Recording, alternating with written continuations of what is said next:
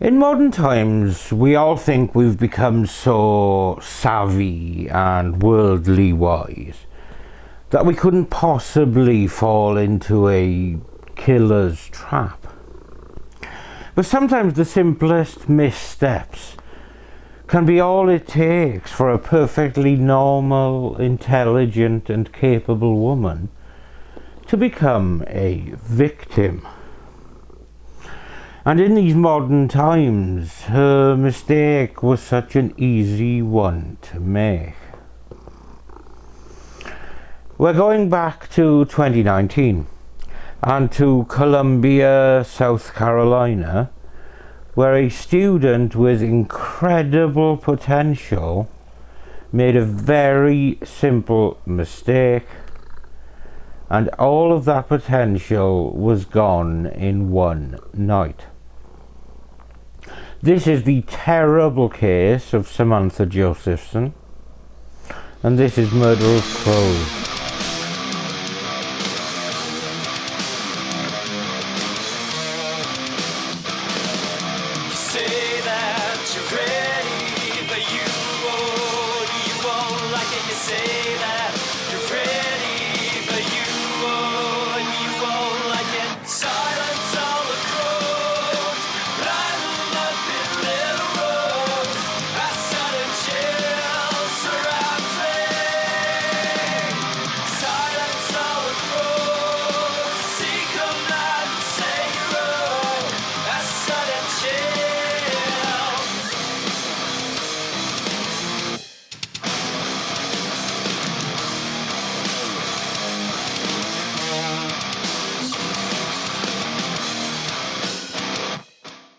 We're heading to South Carolina for this case, and it is a state that excels in education and military endeavour.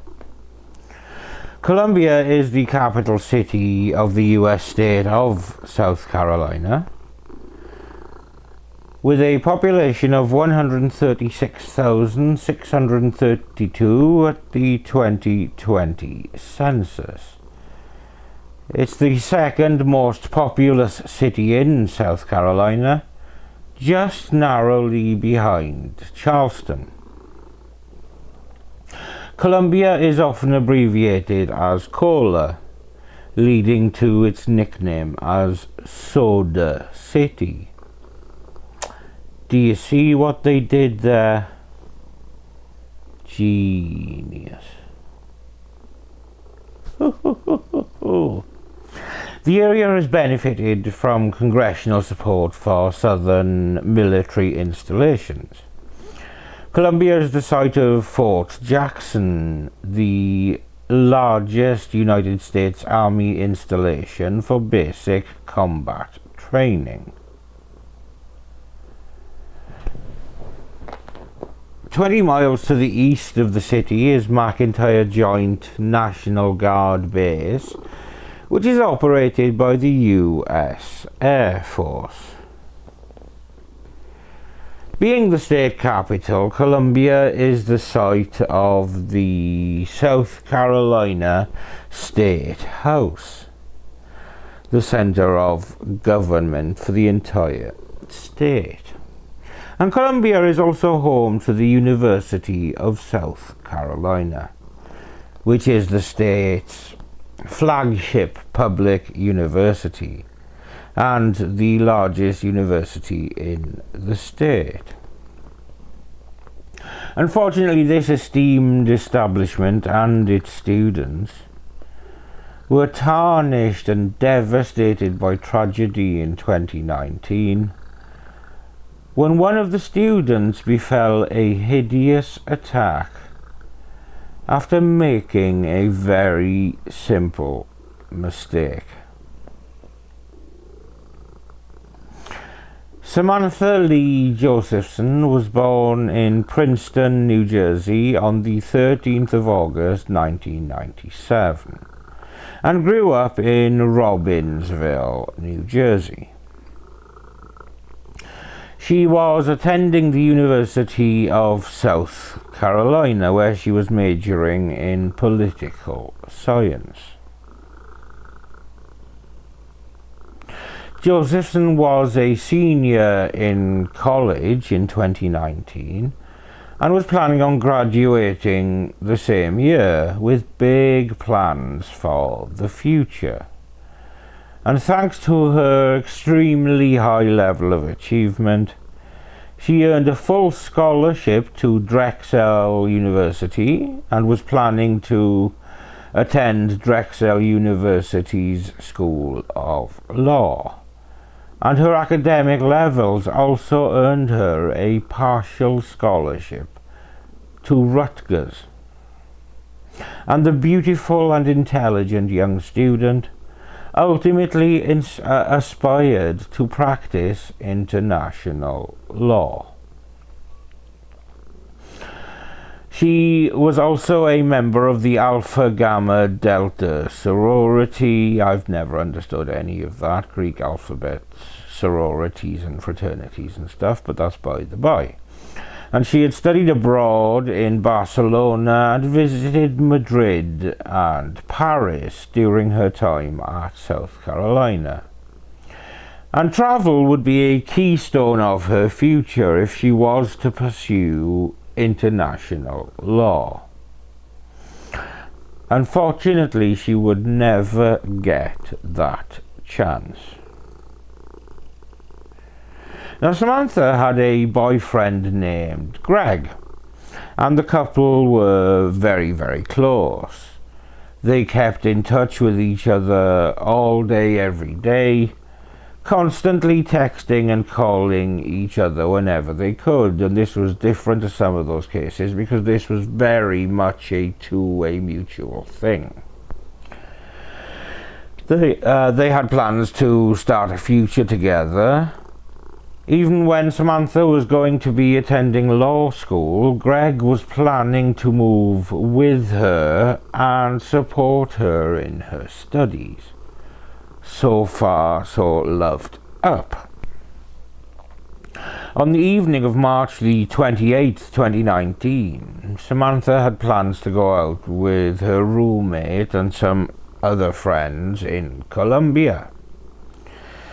Her boyfriend Greg was supposed to join the group as well, but he was back in his hometown at the time. But not wanting his girlfriend to miss out, he told her to go out and have fun without him, because he knew that she had been feeling down after hearing about the poor health of a family member. So she really needed some kind of a distraction. And going out with some friends was probably the perfect opportunity to try and let off some steam and forget about things that were weighing on her mind. Now, Colombia was known for the 5 Points region of the city, extremely well known and noted for its shopping areas as well as its restaurants and nightlife. So it seemed a logical place for Samantha and her friends to head to for this particular night out. But in an area teeming with nightlife, this particular evening, or more accurately the early hours of the next morning, Samantha, in a parallel to what we saw with the India chip chase case I covered recently, Samantha became separated from her friends while at the Bird Dog Bar. But unlike India, who was unable to find a taxi and got upset as a result, Samantha did what many people these days do, and she ordered an Uber. While she waited for the Uber, she had one last chat on the phone with Greg at around 2:04 a.m. She told him that she was headed home and had an Uber on the way. And this was something that Samantha had done many, many times before. Not out of the ordinary. She used an Uber to get to and from the bars, because it was a very long walk, so Uber became the method of choice. And when the Uber arrived, Samantha said goodbye to Greg and ran over to the vehicle and got in. There would be surveillance footage from outside of the bar, showing her getting into a black Chevrolet Impala at around 2:09 a.m. She was wearing an orange shirt and black pants at this time. The mistake that Samantha made was believing that the car that had pulled up next to her was the Uber that she had booked. But unfortunately, it wasn't. And rather chillingly, the Impala that she had entered had its child safety locks engaged, meaning that after Samantha closed the car door behind her, she became trapped inside the car, which then disappeared into the Columbia night. Being an all-round good egg, Greg was going to track her via the Find My Friend app on her phone to make sure that she got home safe that night. But as he watched Samantha's movement on the map via the app, he noticed that she was travelling in the opposite direction to where her apartment was located. He didn't think much of it at first. Maybe she was going to a friend's house or something first. So as a backup, he texted her to check to see if she was okay. He received no reply. So he called her, and once again no response to the call. He would message her several more times, and it would show up as delivered but not read, meaning Samantha was not reading any of the messages he was sending her. Then, alarmingly, her location stopped sharing altogether, which Greg would say had never happened before. Still, before going into a full-on panic, he called her friends and roommate to see if they had heard from her, or if she had made it home. And no one had heard from her or seen her at that point. Greg thought she would turn up in the morning and he tried to get some sleep. Samantha Josephson did not make it home that evening, or indeed ever again. The following morning, when she still wasn't home, Greg made the 2-hour drive down to Columbia to assist in searching for her. When Samantha still hadn't shown up by 1:30 p.m. on the 28th of March, her housemates became concerned enough to raise the alarm and contact the police. But by around 4 p.m. that day, turkey hunters some 65 miles away in New Zion had made a grisly discovery: the mutilated body of a young woman. It was very clear that whatever had happened to Samantha, or Sami as she was lovingly known to friends and family, was an absolutely violent attack. Her body had more than 120 stab wounds, with injuries to her face, head, neck, upper body, leg and foot. It appeared she had been stabbed with a double-bladed knife, and it appeared as if she had been dragged to the woods. With her injuries, she would have bled profusely, ultimately dying within 10 to 20 minutes of being attacked.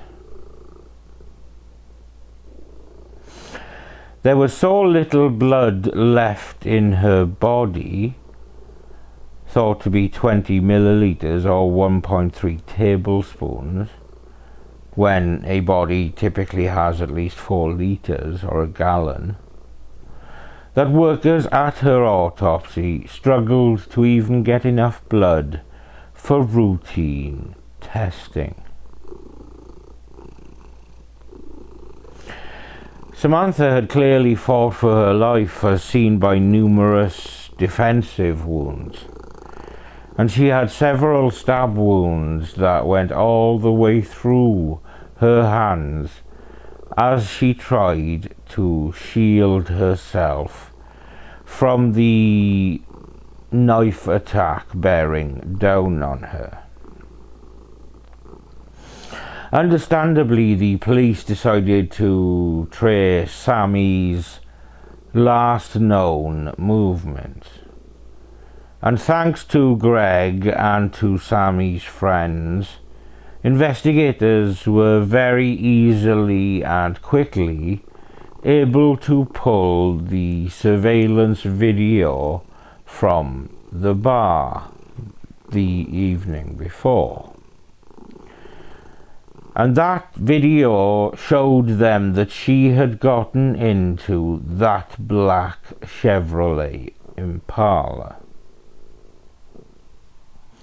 Chillingly, the surveillance video also showed that the Impala had circled the block several times, as if whoever was in it was watching and waiting for a potential victim. An alert was put out with a description of the suspect's vehicle so that officers patrolling the area could watch out for it, and it didn't take long for the car to be spotted.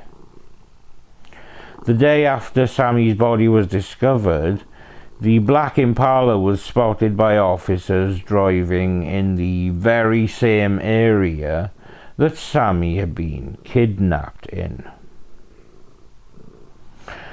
Officers pulled over the vehicle, which was being driven by 24-year-old Nathaniel Rowland, who briefly decided to make a run for it. Quite literally, he got out of his car and took off on foot. But thankfully the police officers apprehended him quickly. And inside his vehicle was an absolute wealth of evidence. Transition from a missing person, suspicious death investigation to we identified the victim or the person found in Clarendon County as Samantha Josephson. And we switched into a death investigation. Clarendon County Sheriff's Department responded to the reports of a body being found in a wooded area in the county. And it was found by 2 people hunting.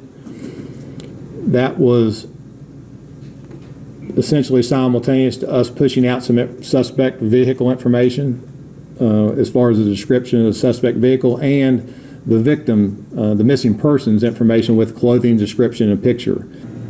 Around 3 a.m. today, overnight, one of our canine officers was on patrol, a very alert canine officer, I might add, observed a black Impala approximately 2 blocks from 5 Points.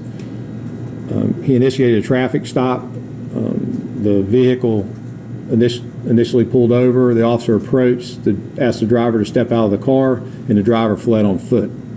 Officer gave chase, was able to make an apprehension after a short foot chase. When they returned back to the car, further examination determined that there was what appeared to be blood present in the car. Earlier this afternoon, The police department investigators, SLED investigators, met with the Fifth Circuit Solicitor's Office. Due to the information presented along with evidence collected by SLED, SLED will be charging our suspect. His name is, first name Nathaniel, Nathaniel, middle name David, last name Rowland, Rowland, black male, date of birth 4/13/1994, with murder and kidnapping. This guy had made minimal attempt to clean up or to get rid of things that would connect him directly to Sami's murder. They discovered bleach and many other cleaning products in the car, but he had done a pretty shit job of the actual cleanup, since there was still quite a lot of blood all over the car. Quite why he didn't take the time to meticulously clean the car is beyond me, but who am I to tell a murderer what to do? The child locks had been activated, confirming to police that this is how he trapped Sami inside the vehicle.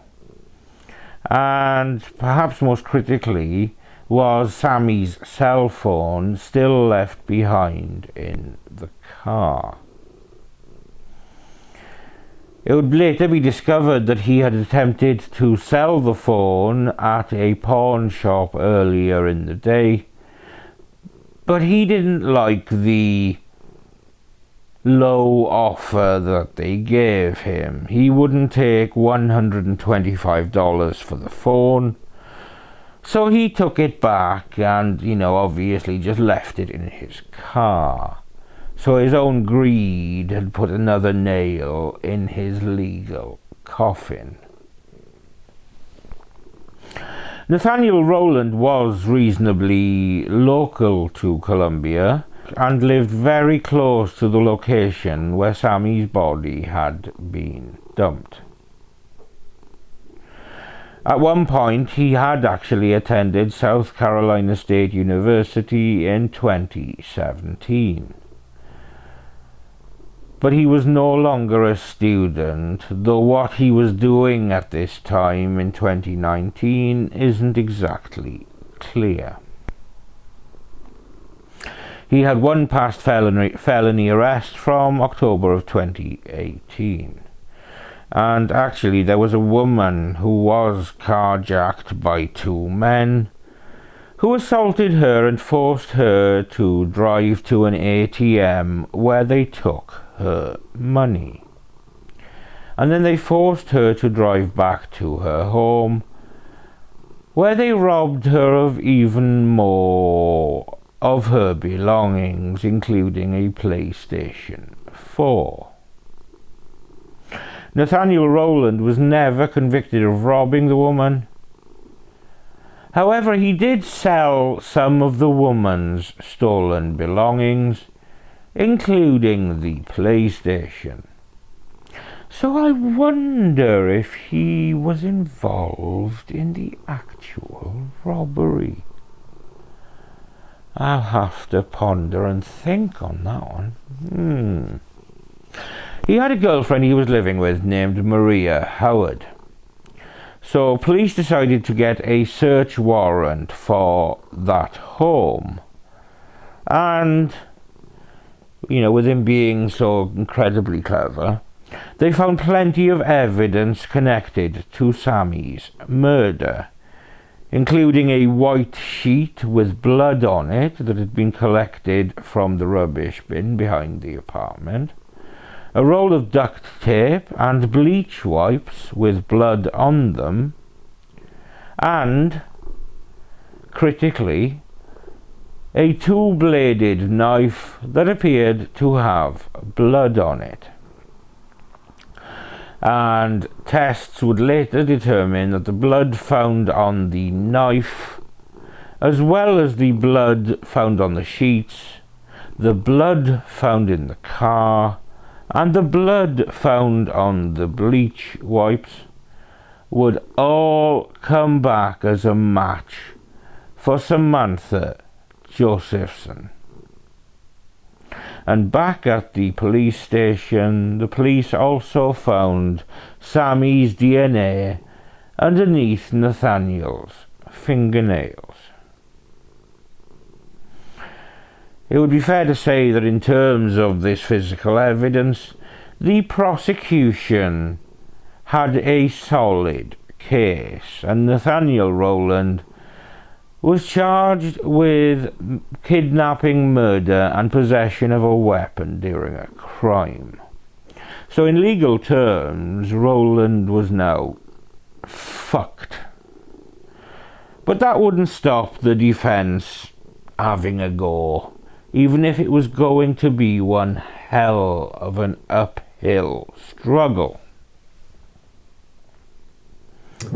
Well, today also marks the anniversary of another very high-profile case that raised a lot of serious questions and concerns about safety in the Five Points area. It was on this date 2 years ago when Samantha Josephson, a University of South Carolina student, was kidnapped and then murdered after going to a Five Points bar with friends. Now, investigators say that the latest that they've been able to gather on this investigation, they believe that she got into the wrong car, thinking it was an Uber that she called for a ride home. Details of the investigation revealed that Samantha fought for her life inside of that vehicle, but she was not able to get out because the child safety locks had been engaged.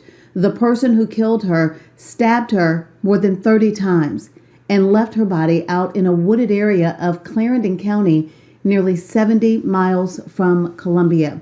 As you can imagine, her family is still grieving. Her father posted a powerful tribute in her honor earlier today on Facebook, saying that today is one of the hardest and most distraught days. He went on to talk about her daughter, saying that she was precious, funny, smart, tough, and determined, and that their family just cannot explain the pain, the emptiness, and the countless tears that they have cried. Invisible since March 29, 2019. I am no longer a happy and smiley person. There will never be any justification for him to see outside the walls of a cell. And the person that Samantha's mother is referring to, the accused killer, Nathaniel Rowland, is facing charges of murder and kidnapping. He is expected to remain in jail until further court proceedings in that case. His family has said that they do not believe he could be responsible for such a horrific crime. We stand behind him 100% because we do believe that he is innocent. Now, in their daughter's memory and in her honor, Samantha's parents have spearheaded a bill promoted toward safety. It's called Sami's Law, and it makes it illegal for rideshare companies to sell their car logos to anyone who is not a driver. That law also requires rideshare companies to develop a system that makes it easy for passengers to verify that they're getting into the right vehicle before that ride even starts. In addition, it establishes a council within the Department of Transportation to come up with performance standards for rideshare technology. While the prosecution built its case, Samantha's grieving family held a vigil in Robbinsville, New Jersey, where Samantha had grown up. And they shared stories about the beautiful girl that they loved and obviously missed terribly. The trial would be difficult for the family, with Nathaniel Rowland pleading not guilty, claiming that he was innocent even with the vast swathes of evidence against him, because of course he did. Wasn't me, Chief. Don't know anything about it. Don't know how my DNA got there. His public defender argued that her client had no injuries on him, no scratches, or anything that would indicate that he was in any kind of struggle with anyone. And would also argue that there was none of Nathaniel's DNA evidence found anywhere on Samantha. But in the end, that didn't matter. There was an absolute mountain of evidence to show that he had killed Samantha, including his phone pinging where her body was found. Quite how he had the gall to plead not guilty in the face of the overwhelming evidence is frankly breathtaking. As if everything I said wasn't enough, they also brought in a handwriting expert to compare Nathaniel's handwriting to a list that was written on a piece of paper found in his home, with this list stating duct tape, tape her whole body, gloves all black, flip phone, gasoline, matches. And the expert testified that it was highly probable that Nathaniel wrote this list, which in turn sounds like the whole caper was premeditated. Nathaniel could never have predicted that it would be Samantha who would get in his car, but the way that he was circling the block in his car that night sounds like he was looking for a victim.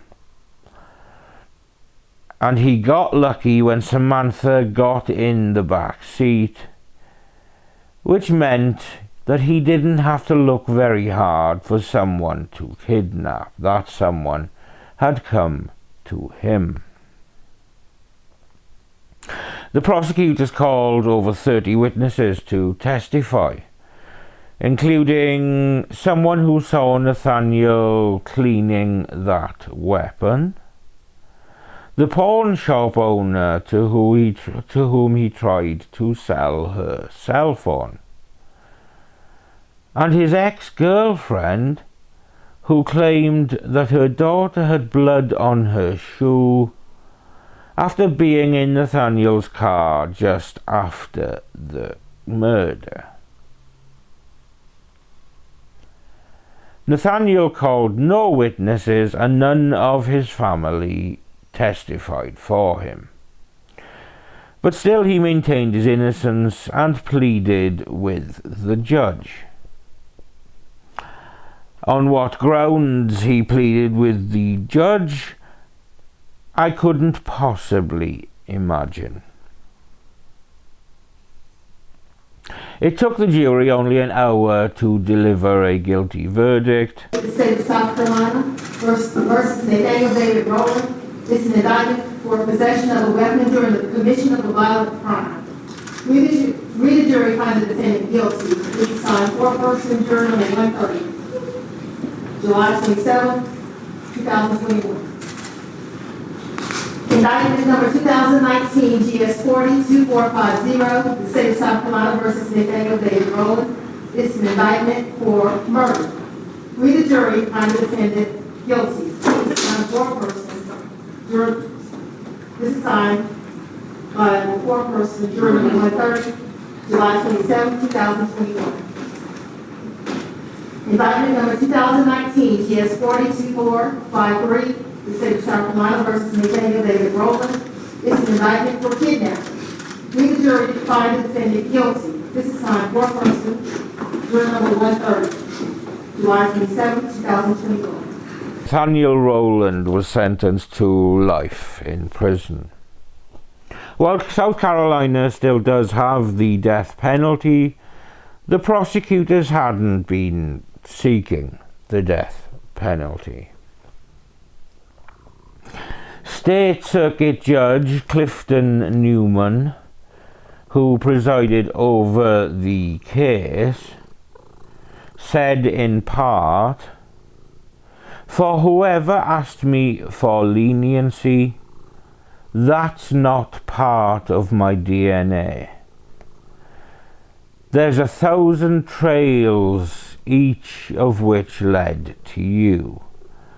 All of the evidence, each speck of the evidence, not simply beyond a reasonable doubt, but as the highest standard the law requires, all points to your guilt." He then sentenced Rowland to 2 life sentences without parole, plus an additional 5 years for good measure. After sentencing, Samantha's mother read a heartbreaking victim impact statement. Words cannot express the anguish our family and friends have endured since he kidnapped and brutally murdered Samantha. From the day I found out I was having Sami, I was in love with her. As a mother, you worry and pray that your child will be safe, happy, and healthy. When she was sad, I was sad. When she was happy, so was I. Her dreams were my dream, and her death was my death. I close my eyes and I feel what she endured at his hands 120 times, over and over and over, fighting for her life, locked in his car. I used to have dreams for her. Now all I have are nightmares 120 times. The final moments, her bare feet kicking and fighting for her life. I visualize the blood flowing from her body, her beautiful body, 120 times for what? The $35 a college student has in her bank account? The loss of Sami is beyond words. There'll be no more birthday parties, backyard gatherings, holiday celebrations, or activities to share with her. I was planning my trip to Columbia in 2019 to watch my daughter graduate from college. Instead, I went to Columbia to gather her belongings. I cannot watch my daughter graduate from law school, get married, or have children, all of which were her dreams. Her laughter, hugs, guidance, advice, and opportunities to tell her I love her are gone. Our family of 4 is forever broken. All I have are memories of the past and thoughts about what her final moments on earth must have been like. He erased my future with Sami, but he cannot touch my memories. So, Judge,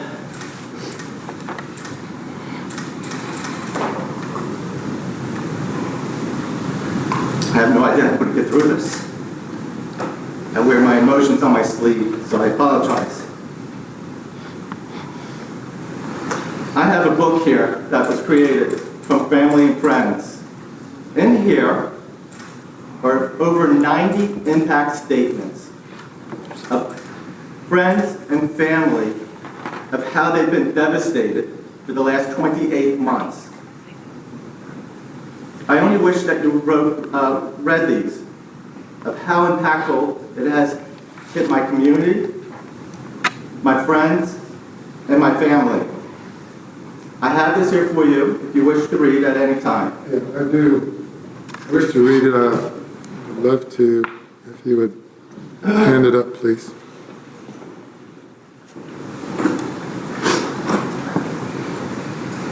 I need glasses. I can't read off of a phone. It's too old for that. Thank you, Judge, for the opportunity to stand here and share with you the impact of losing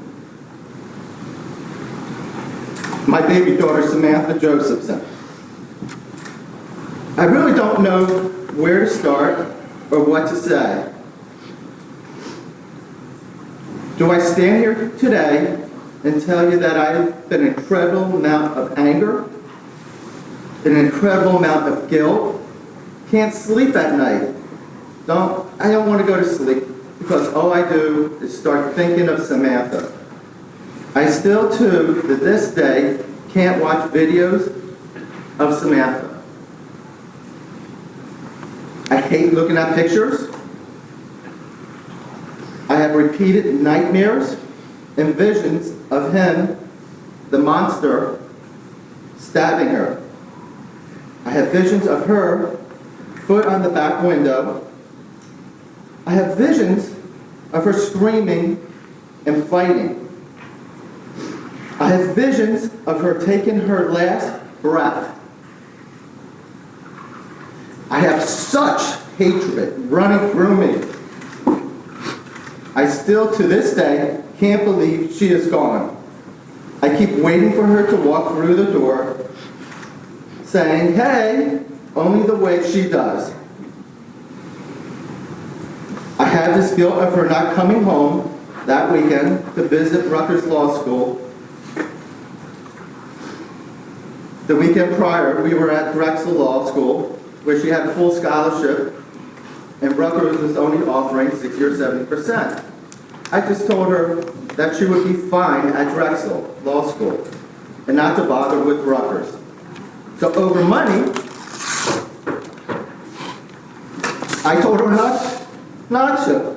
And Drexel was great, and it'd be a free ride.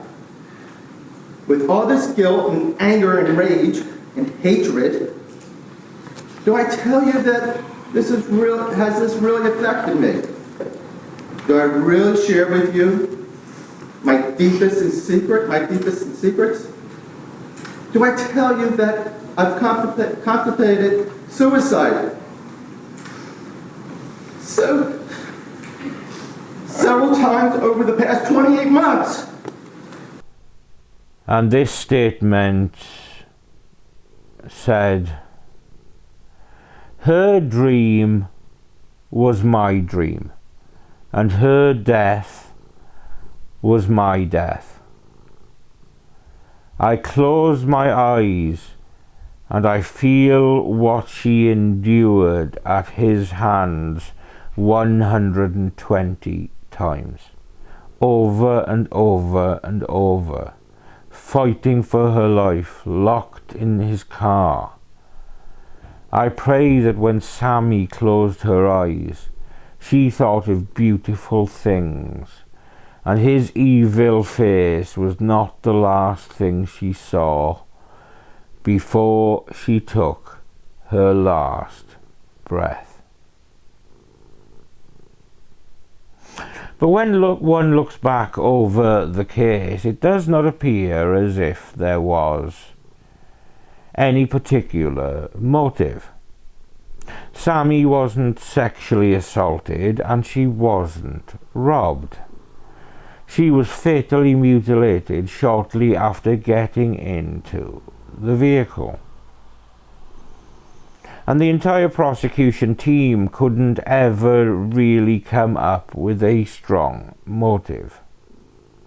It appears that Nathaniel merely wanted to inflict violence on someone. By the way that he kept driving around the block near the bar, it seems like he was purely prowling for a victim. Unfortunately, Sami made one small mistake by getting into the wrong vehicle, and she paid for that mistake with her life. Sami was awarded a posthumous political science degree in May of 2019 at what would have been her graduation ceremony. The township of Robbinsville built a patio and rock garden, dedicating these particular landmarks to Samantha Josephson.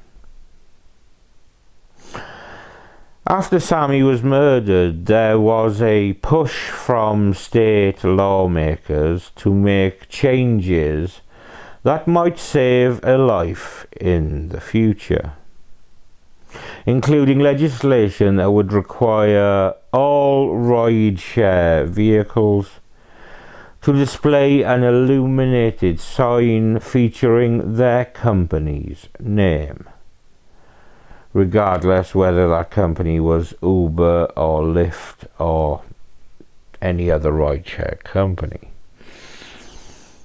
and require them to legally give the sign back once they stop working for that rideshare company. Uber also introduced a measure to help customers avoid imposter drivers, including sending reminders to check a driver's license plate. And Sami's parents have worked with lawmakers in the United States Congress to craft a federal law which would enhance ride-share safety. And this bill, which was also titled Sami's Law, was introduced on June the 13th, 2019. It requires ride-share vehicles to have front license plates and illuminated windshield signs, along with scannable or quick response codes on the sides. States that did not comply to this could be penalized by losing 1% of federal highway funding. The bill would also regulate the sale of the official ride-share signage, require a Government Accountability Office or GAO to report on incidents of assault and abuse of passengers and drivers, and require that GAO to examine the nature and specifics of background checks that are conducted by companies and the state standards of the background checks. On December the 28th, 2022, federal legislation authorizing a study of ride-sharing safety practices, with passage by the US House and Senate, was sent to President Biden's desk, and it was signed into law on January the 5th, 2023. A bill aimed to make rideshare safer is now law. That's according to online records which show President Biden has officially signed Sami's Law. The law's namesake is the University of South Carolina student Samantha Josephson. Columbia police say the 21-year-old was kidnapped and stabbed to death in March of 2019 after she got into a car she thought was her Uber. The law requires rideshare companies like Uber and Lyft to implement an electronic access system on drivers' vehicles and have illuminated signs. A jury found Nathaniel Rowland guilty of killing Josephson and was sentenced to life in prison. In August of this year, 2024, Nathaniel Rowland failed in appealing against his conviction.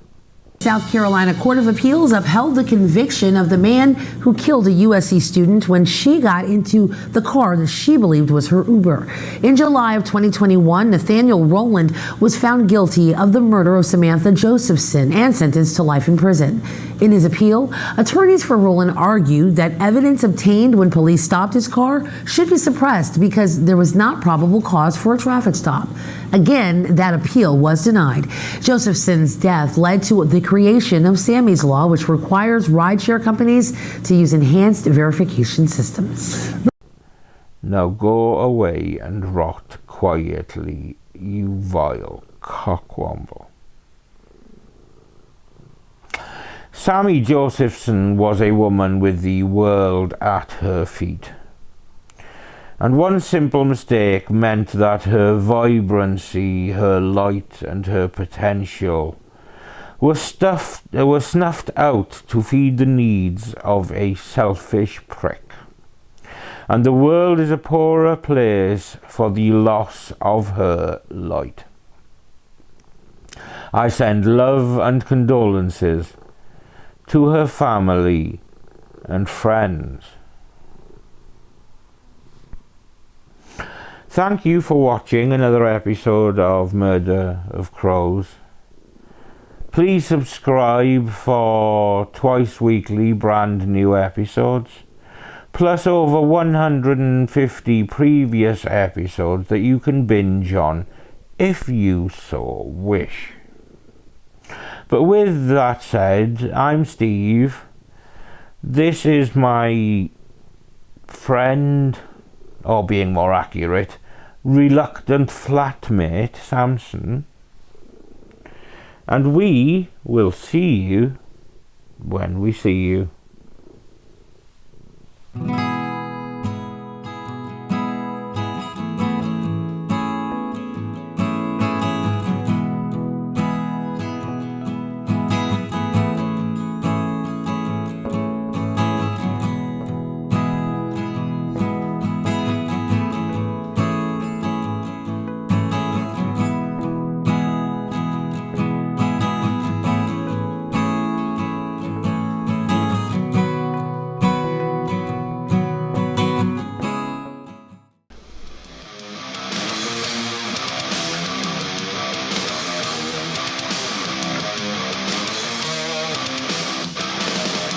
Say that you're ready.